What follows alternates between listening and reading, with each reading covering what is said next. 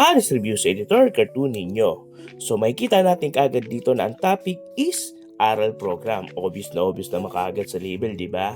So maganda yan. And then, yun nga, ang tips nga pala, sa mga label, kung mapapansin ninyo, kapag may label, talagang madali ka agad maintindihan. Kasi, mismong yung label babasahin na lang. So, parang relate na kaagad, di ba? And then, yun nga, kapag kasi maganda yung pagkakasulat ng label, may urgency kaagad na basahin kaagad. So, syempre parang gets kaagad, di ba, na aral program na yung topic. Pero, syempre, di matatapos yung judging doon. Hindi ibig sabihin na pag may label ka, ibig sabihin, yun na yun, gets kaagad. Syempre, hihimayin pa or i-analyze pa ng mga judges or titingin ng mga editor cartoon ninyo kung talaga bang tugma yung ginawa yung cartoon dun sa mismong label or yung topic nga na ibinigay, di ba?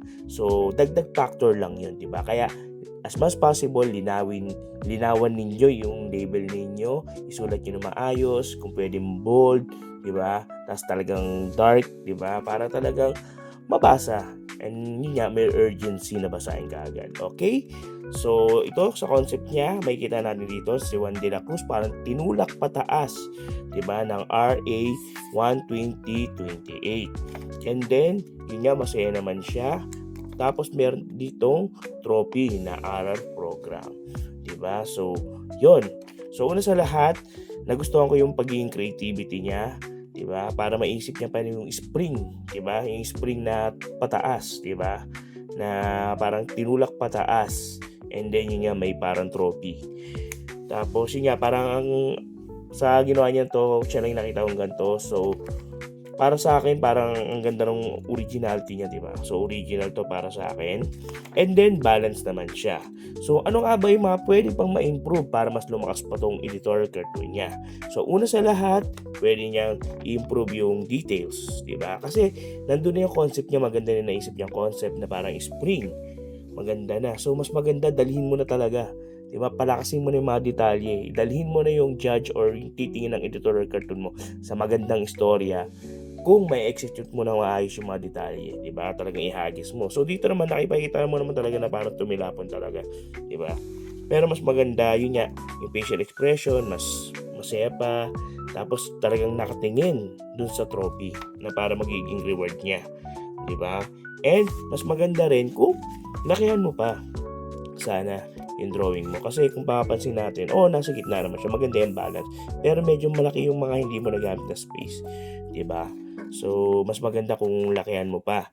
I-maximize mo pa, diba? Kung baga, bigyan mo pa ng mas magandang malaking layout yung cartoon mo para mas yung kwento, mas lumakas pa, diba? And nga sa label, ang napansin ko rito, itong RA 12028. So as much possible, sinasuggest ko sa mga tinuturuan ko na kung pwedeng ilagay nyo na yung pangalan ng mismong act instead yung numbers, mas maganda yung act na lang ilagay nyo. And yun nga, itong 12028 na to is yung aral program din. Diba? So, mas maganda na yung aral program na lang dito yung nakalagay dito. Diba? Aral program na lang mismo yan. Tapos, itong trophy, mas maganda rito, success na lang, di ba? Or yung tagumpay, na parang tinulak ngayon nung aral program yung estudyante, papunta doon sa tagumpay. So, mas may magandang kwento, di ba?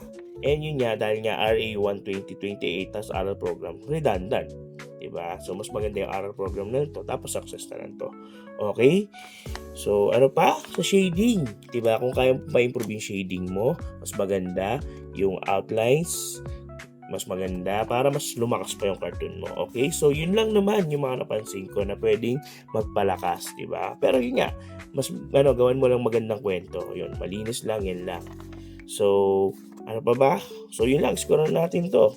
So, para sa concept, bigyan natin siya ng 6 dahil naniniwala ako kaya mo pa mag-improve para mas lumakas pa yung concept, di ba?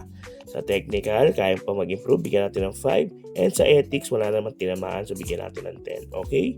So, score na natin yan. So, ano to? 6, 5, 10. 6, 5, 10. So, kumpitin na natin yan. Bagay, 61% ang husay mo daw. Diba? 61%. Husay. Yes, sir. Yan, di ba? So, naka 61% ka. So, yan. Sana nakatulong sa editorial journey mo itong video na to. And kayo, kung gusto nyo na masama editorial cartoon nyo sa mga next video, i-comment nyo lang dyan sa baba. At re-review natin yan. Maghintay lang kayo dahil sobrang dami talaga nagpapareview. Okay? So, maraming salamat sa panonood ninyo. At see you on the next videos. Tandaan nyo, sa editorial cartoon, kailangan simple, malinis at malinaw. At kung gusto nyo manalo, dapat intentional kayong manalo. Okay? So, tandaan nyo lang, draw smart, draw with feeling, and draw to win. Okay? Happy cartooning!